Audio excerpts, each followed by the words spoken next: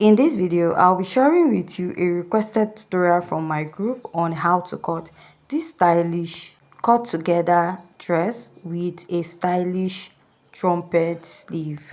So if this is something you like, please kindly hit on the subscribe button. So to start, here is the pattern paper. I'll be cutting this on the miniature size because of the dress is quite much. Mark the shoulder to bust, under bust, waist, then 7 inches to get your hip point, then your gown length.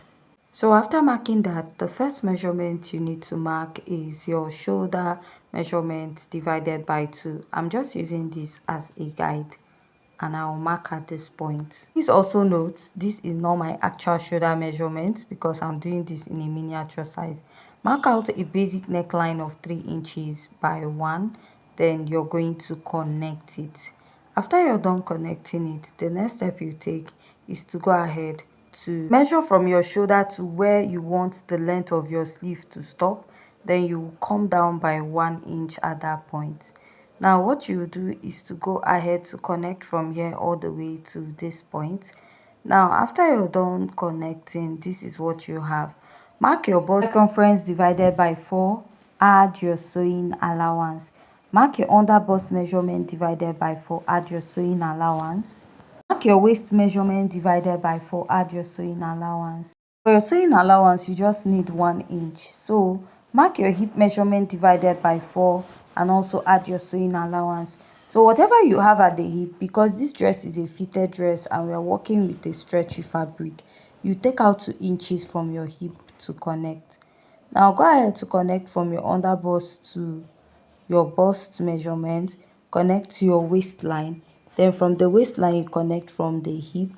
Then from the hip, you'll be connecting to that 2 inches. The 2 inches at the lower part of your dress, you go ahead to connect. If I'm not okay with what I have there, what I'll do is just to go ahead to blend it out a bit, right? So this is not the actual shape. I'm just using this for an illustration. So go ahead to blend the hip to the gown length very well. It should not have any sharp edge.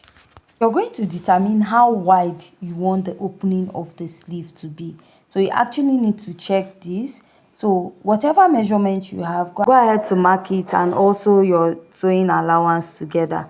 Now you want to start connecting from the under bust towards the sleeve. So when I was connecting this, I felt like what I had here was a bit high because looking at where the sleeve started from this part of the dress, so it's like slightly above the under bust. So I'll go ahead to recorrect that much later.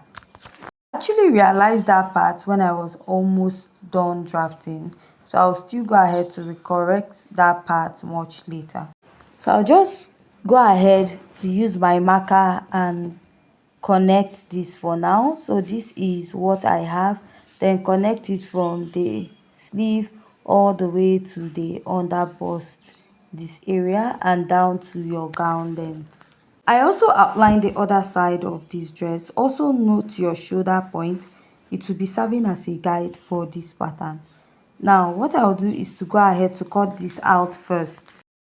Then after doing that, we're going to alter the neckline and also alter the front pattern also. Now after cutting out, notch that point. I'll go ahead to take out the sharp edge I have at this side of my dress. The sleeve should not have like a sharp edge. So now from this other side of my neckline, I'll be connecting. So if you look at the other side of the sleeve, it came down a bit from the shoulder. So I just used 2 inches so that it won't be that wide or wider than what we have at the actual shoulder.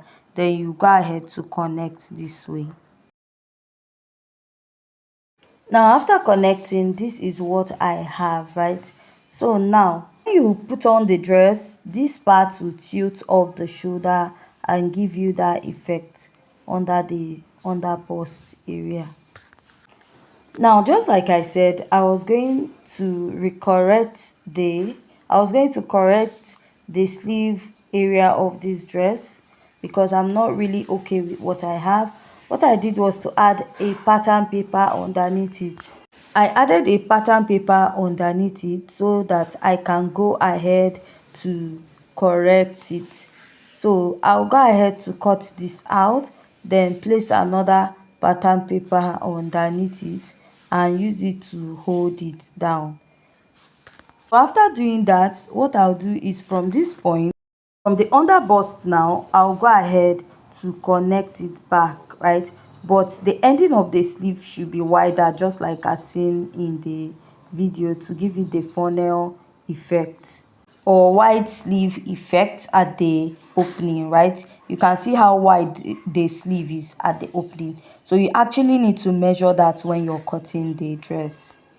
Now another thing I noticed is from the underbust towards the waistline area, or like slightly under the waist, is I see if there's a little ruche at that part. Now what you do is this first pattern that you cut out, what you're going to do is to place it and cut out. Now whatever you cut out will be serving as the back pattern of this dress. After using this pattern to cut out the back pattern, then get your pattern, mark out your underbust area to few inches after your waistline. Now what you're going to do is we're going to do a little slash and opening at that side to give it the little ruche effect towards the underbust, waist, and slightly above the waistline. So I'm going to slash this now, and then I'll keep it aside. Then fold your pattern this way. Now what you do is you're going to cut this through, but you're not going to cut to the end. You also slash all the lines. This is to create a little ruche effect towards that area, right?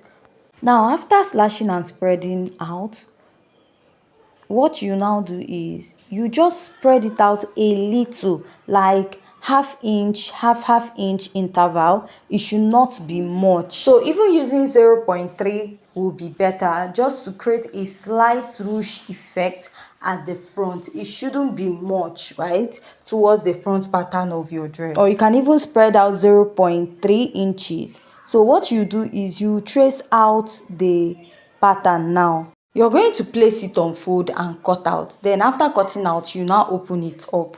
Now go ahead to now trace out the neckline. Because if you cut it on fold, you might not really cut out this neckline area that you slanted. Then you just trace it out, and that will now be your front pattern. You will now join it to that of the back pattern. Then the front will now have that slight ruche at the front part.